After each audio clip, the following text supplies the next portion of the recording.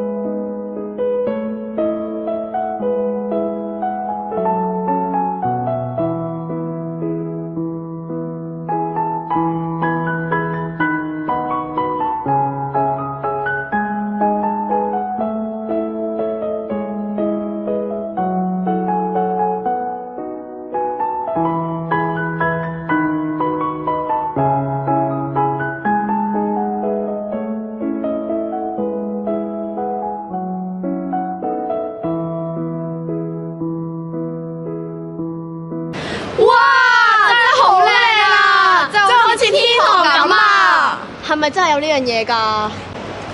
聖經曾經記載，耶穌說：在我父的家裏有許多住處，若是沒有，我就早已告訴你們了。我去原是為你們預備地方去。我若去為你們預備了地方，就必再來接你們到我那裏去。我在哪裏，叫你們也在哪裏。約翰福音14章2至3節。咁我哋幾時先會去到啊？西門彼得也曾經發出相同的疑問。他問耶穌說：主往哪裏去？耶穌回答說：我所去的地方，你現在不能跟我去，後來卻要跟我去。約翰福音13至36節。如果有去過天堂，咁就好啦。一個4歲嘅小男孩寇頓呢，佢曾經就上過天堂啦。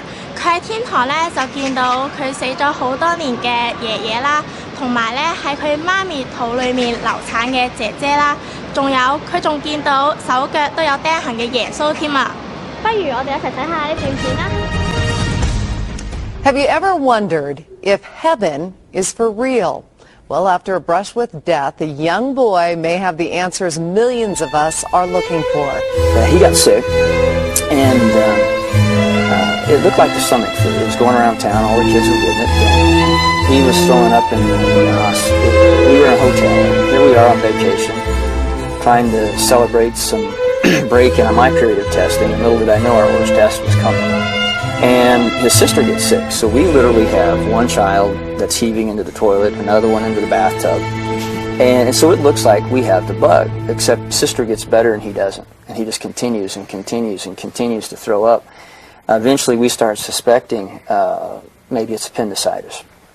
And the doctors were still like, well, we still think it's just a worst case of the flu or the bug, and they put him in the hospital. And after 2 days of continuing to see him deteriorate, it all started on a trip to Colorado. Colton complained of a stomach ache. A trip to the doctor. Diagnosis: the flu.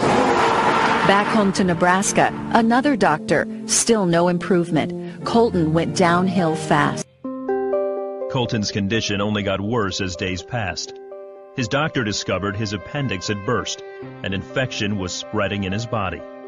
Time was running out. and we knew we were in bad shape when they said, well, you need to come out to the hallway. They separated us from everyone else, and then someone came to us and started talking to us that we got to have surgery on your kid. It was tough. Seeing your boy be lifeless when he was very vibrant. And what is your name? And where do you live? In Nebraska. Who's your mommy? Sonia. Who's your daddy? Daddy, Popo. Who's your sister? Cassie. And it was at that moment that we were looking at each other. I remember my wife holding Colton in that hallway, just us. He's not even moving. We went to the surgery prep area, and I remember them hauling him away and him just yelling at me, "Daddy, don't let him take me. Daddy, don't let him take me." And I went back to the pre-op room where we had left some stuff, and I was finally alone, shut the door, and I just broke down and I was mad at God. I just frustrated, fed up. And I remember telling him, I said, "God, after all I've done for you, and now you're going to take my kid? This is how you treat your pastors?" At the hospital, they were given little hope. I remember the doctor just not saying anything. You know, that was a nightmare. After 17 days in the hospital, Colton emerged, but he was different. He began speaking about things he couldn't possibly know about: his mother's miscarriage, his father's prayers, and a visit with his great-grandfather, Pop. Hour and a half, maybe. Then I remember the nurse coming out. "Is Colton's daddy out here?" I'm like, "Yeah, well, Colton's in recovery and he's screaming for you." And I'm sitting there with him. And I remember my son in that room then looking up at me and goes, "Dad, do you know I almost died?" And my first thought was, maybe he overheard the nurse say that, or maybe they thought he was under anesthesia, you know, and he wasn't. But it wasn't till 4 months after we got out of the hospital that we finally listened to our son. And that's where I got to see heaven. No, Jesus and some angels came and flew me up to heaven. He was wearing white robes with a purple sash, and he just came down nicely and gracefully.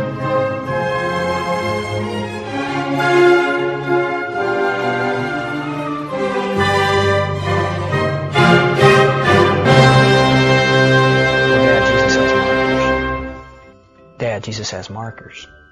I didn't know what he meant. So I finally asked the right question. "Colton, where are Jesus' markers?" And he drops his toys down, and he stands up, and he just points, "Dad, they were right here." He takes his fingers, points to the palms, then he bends over and touches the tops of his feet and looks up to me. "That's where Jesus' markers were, Dad." When I was in the throne room of God to start with, so I got to see what that looked like. I was upset because I didn't know what was happening. What God did is he used people or things that I liked to calm me down. From there on, I felt better.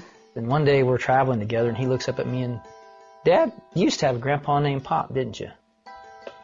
I'm like, "Yeah, he's really nice." "Really?" "Yeah, you used to play with him as a kid and work with him on the farm and shoot stuff with him." And I'm like, "Yeah, how do you know that?" "Well, he told me."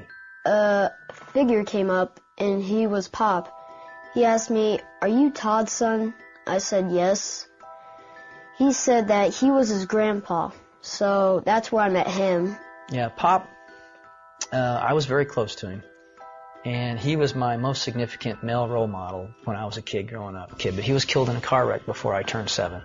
I was busy paying bills again, because that's my job. And he came up and told me he had 2 sisters. Well, he had to say it several times before he finally got my attention. And finally, I put myself down and looked at him and says, "What do you mean you have 2 sisters?" "No, I have 2 sisters. You had a baby die in your tummy." And I just looked at him like, "Well, how do you know you have 2 sisters?" "Well, she told me." And then he proceeded to describe her. She looked like Cassie, but she had brown hair. And first time when she saw me, she just came up and hugged me. We knew if this was true because he said, "She kept hugging me. She wouldn't stop hugging me, Mom," and I didn't like that. Well, I'm not really the hugging type. I had miscarried the weekend of Father's Day weekend, which made it even rougher. And we thought we'd dealt with it. We gotten over it. We accepted that the baby had died. But when he said he had 2 sisters, I think I was in shock first and then trying to realize, what is he telling me? And so I knew that he had seen her, and after he described her, and he said, she's just waiting for you guys to come to heaven. You know, as we talked about heaven, and he was telling me all these wonderful details, I just felt like I had to ask him, did he want to come back? I knew that I was leaving heaven because Jesus came to me and said, "Colton, you need to go back." Even though I didn't want to go back, he said that he was answering my dad's prayer. I remember that prayer. that irreverent, that disrespectful screaming at God prayer. I was like, he's answering that prayer? 呢件事仲俾人出咗電影版，仲有書添。原來天堂係咁真實㗎，我都要好好信耶穌先得啦。願意我哋都喺人間活出美麗的天堂。